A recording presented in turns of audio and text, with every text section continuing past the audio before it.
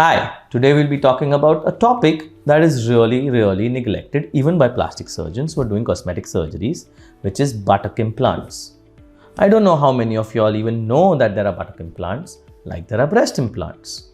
Today we're going to talk about everything about buttock implants, in whom it is done, how it is advantageous, what the procedure is, what is the post-operative care, and what are the complications, and also a little bit about what decides the cost of these buttock implant procedures. So stay tuned for this entire video.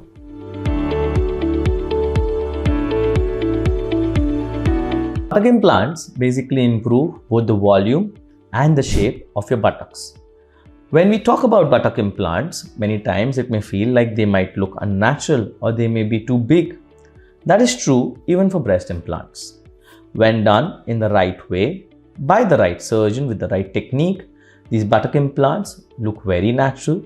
They can be customized as per your size, so we don't need to put a very big implant in a small body size.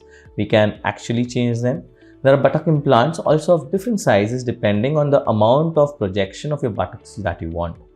It does help with giving sort of a shape to the back as well, because when the buttocks are projected, the back also looks better. This overall helps with how your dresses fit, it helps with how you look overall, and that is why buttock augmentation does also provide a little bit of buttock lifting, which is helpful for a lot of women who have problems with a flat buttock. Now you may ask, how is this different from a BBL? In a BBL, we actually do liposuction and take fat out and put it into your buttocks. We now no longer put it into the muscles where we can put a lot of volume because it is very unsafe. We put it under the skin through a method called the EVL. Now this method and buttock augmentation with implants, they are not either this or that.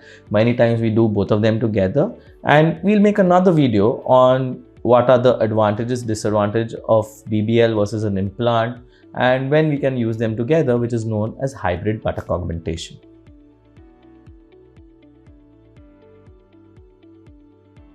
Now, buttock augmentation is basically done through a small scar in the natal cleft. By the natal cleft, we mean the cleft between your two buttocks. We make two different scars for your two different implants. We don't want these connected. Through this small scar, we enter your skin, and then, unlike most other people who put it like over the muscles, over the big gluteus maximus muscle that is there in your buttocks, we put it inside your muscle. This is a very safe procedure. It does not lead to problems of using your buttock muscles much.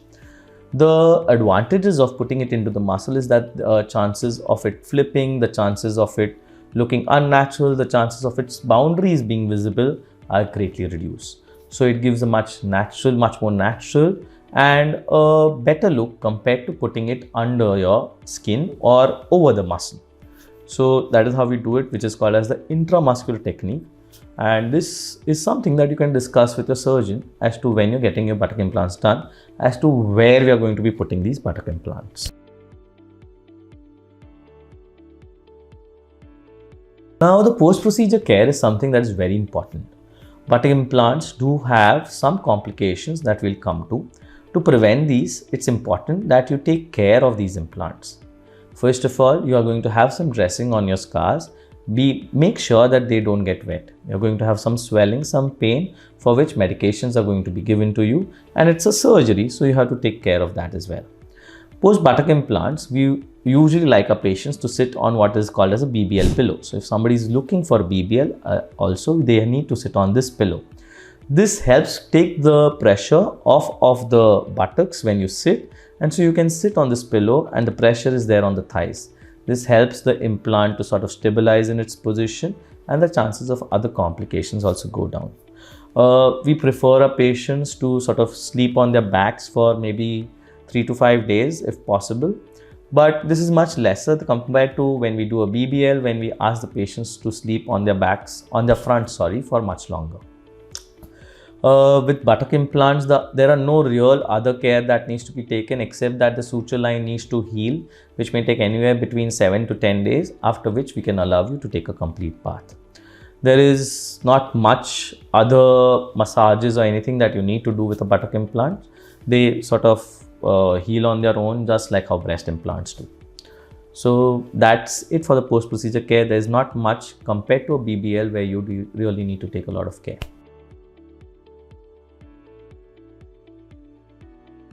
Implants have become quite notorious, and why a lot of plastic surgeons don't do them is because of the complication rates attached with them. Now, buttock implants do have more complication rates say compared to a BBL, but the results are something that are quite different that a BBL may not be able to achieve sometimes in a few of the patients. Most of the times with fat, we can give you good results if you have a lot of fat. But in patients who don't have fat, we have to use implants. Now, what is the most common complication is something what is called as a blood clot or a hematoma formation because we're putting it inside the muscle. This usually resolves on its own, or sometimes it may come out through the suture line and then we sort of let it heal. It does not really require the buttock implant to be taken out. Something that is very, very rare and I have never seen or heard about it, but it is something that can happen is infection in the area in the pocket when it's put inside the muscle, and the buttock implant may need to be removed. If you look for buttock implants, you will see a lot of videos out there saying that the buttock implants can flip, the buttock implants can rotate. Now for this, there are two different types of buttock implants that have been invented. One is a flat implant, like how a breast augmentation implant is or a breast implant is. So it is flat at one end and is round at the other. This implant, if it flips, you can sort of make out that it has become flat on one end. There are newer implants that have come which is biconvex, which are like that. So even if they flip, you don't feel that there is any other difference in the type of implant that is there. Usually the flipping also happens more when it's put over the muscle and not inside the muscle. It can happen inside the muscle, but the chances are much lesser. So we use both of these types of implants depending on the size you need. Also, these biconvex implants, they give much more projection for the size that they are. So again, we have to decide on which implant we do depending on the size and the projection you need and the customization that we give. One other complication that we want to really avoid is the suture line opening up and the buttock implants being exposed. In case that it becomes difficult to close these, we have to remove the buttock implants. So that this does not happen, putting them inside the muscle and then closing the muscle is also quite helpful, and another reason why we put it inside the muscle and not right under your skin. So these are a few of the complications. The major ones that usually happen or are things that we want to avoid during a buttock implantation. If they do happen, we know how to manage them, we know how to take care of you and how you can come out of it. So it's nothing that you have to worry about.